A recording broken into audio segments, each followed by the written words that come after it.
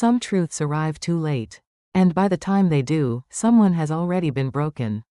I was the one who caused that breaking. To my daughter-in-law, Margaret. My name is Dorothy Callahan. I'm 76 years old, and I live with my son and his wife in a 2-story house in the suburbs of Columbus, Ohio. My son's name is Daniel, and his wife is Margaret. Maggie, everyone calls her. Maggie has been part of this family for 12 years now. I have a diagnosis. My doctor explained it carefully.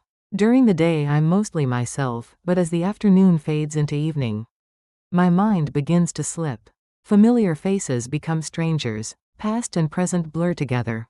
Fear arrives without reason or warning. I know what I am during those hours. I'm someone even I don't recognize. But in the mornings, I am clear. I remember. I feel. I am grateful. And every morning, I watched Maggie quietly disappearing, piece by piece.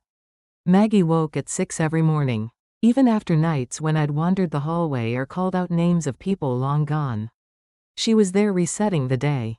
Laying out my medications, making breakfast without a single complaint. Dorothy, would you like oatmeal this morning, or eggs? She asked every single day. Her voice was always soft and steady. Even when I snapped at her, she just smiled and kept going. Her eyes were often swollen. I never asked her why. Daniel was different. He worked in pharmaceutical sales. Good salary, company car, always dressed sharp. At family gatherings, he'd hold my hand and tell everyone the same thing. I will never put my mother in a facility. She stays with us. Period. Everyone admired him for that. Daniel looked proud every single time. I used to believe he meant it. But at home, Daniel was someone else entirely. On the nights my symptoms were worst, he closed the bedroom door and went to sleep. While Maggie sat beside me alone, talking me back to calm, Daniel slept. Weekends disappeared into golf, client dinners, neighborhood barbecues. He rarely came near my room. Daniel, I need some help. She's been really difficult at night this week. I bring home the money, Maggie. That's how I'm helping. Maggie never argued back. She'd look down for a moment, then quietly return to the kitchen. I hated watching her walk away like that. Around that time, Maggie began keeping records. After giving me my morning medications, she started leaving herself short voice memos, the date, my symptoms, what had happened overnight. She told me it was to keep my doctor informed. But I understood later that it was something else too. She was preparing for a day she knew was coming. It came on a Tuesday in April. Daniel was supposed to be home at 7. He walked through the front door at 4:30. That hour late afternoon, when the light shifts, is when I'm most vulnerable. That day the fear had come on fast and hard. Maggie was with me, clearing the room of anything sharp. Making sure I couldn't accidentally lock myself in, holding my hands firmly, but gently to keep me grounded. That's what Daniel walked in on. What is going on? His voice cracked. From where he stood, it must have looked like Maggie was restraining me. And I was crying out not at her, but at the fear inside me, which made it worse.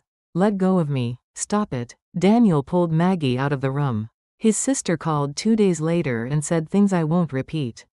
Neighbors who'd seen Maggie as a dedicated caregiver suddenly went quiet. Maggie became a suspect in her own home. And yet every morning she still gave me my pills, still made my meals, still showed up. But her hands had started trembling slightly when she handed me my medication. And when she said good morning, the hope was gone from her eyes. One morning after Daniel left for work, Maggie sat beside me. Dorothy, I think I need to leave. Nobody believes me anymore. And I don't want to make things worse for you. I reached out and grabbed her hand. The words I wanted came out small and broken. Don't go. You're the one who got it right. She cried without making a sound. That afternoon, when my mind was clear, I found Maggie's phone and opened her voice memo app. I recorded everything I needed to say, slowly, carefully. Today is April 15th. My name is Dorothy Callahan. Maggie did nothing wrong. She has never hurt me. She has been here every single night. Daniel, in the past 3 months, I can count on one hand how many times you checked on me after dark. Maggie was there every time. You don't know what happens in this house. You never let yourself know. I paused, then kept going. I'm not afraid of Maggie. I'm afraid of losing myself. But when she's next to me, I find my way back. Her voice brings me back. Has yours ever done that, Daniel? That night, Maggie played it for him. The silence after my recording stopped was long. Then Daniel's voice came through the wall, low and unraveling. Why didn't I see this? Because you didn't want to, Maggie said quietly. Standing up at Thanksgiving saying you'd never abandon her. That felt like enough, didn't it? Maggie, I'm sorry. Which part? All of it. Not being here. Dismissing you. Letting you carry this completely alone. I am exhausted, Daniel. I need you to actually understand that.